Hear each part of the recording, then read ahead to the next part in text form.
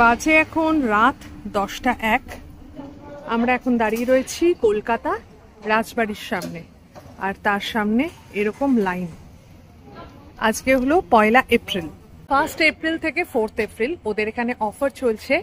299 টাকায় ওরা দিচ্ছে হলো নন শেয়ারেবল থালি।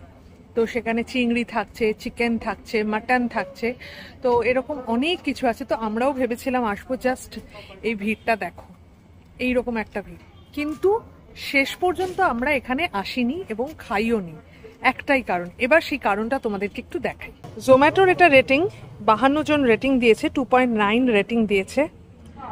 তো এই জন্য এই রেটিংটা দেখেই আর আসার সাহস করলাম না। তারা এই 299-এর থালিটা খেয়েছো অথবা অন্য সময়ও খেয়ে থাকো, এখানকার খাবারের টেস্ট কেমন প্লিজ কমেন্ট বক্সে কমেন্ট করে জানিও। যদি ভালো হয় তবেই কিন্তু আমরা, মানে তোমরা যদি অনেকে চাও তবেই আমরা এখানে আসবো। এটা কি 2.9 যে রেটিংটা দিয়েছে জোম্যাটো, সেটারই কি যোগ্য, সেটা কিন্তু অবশ্যই জানিও।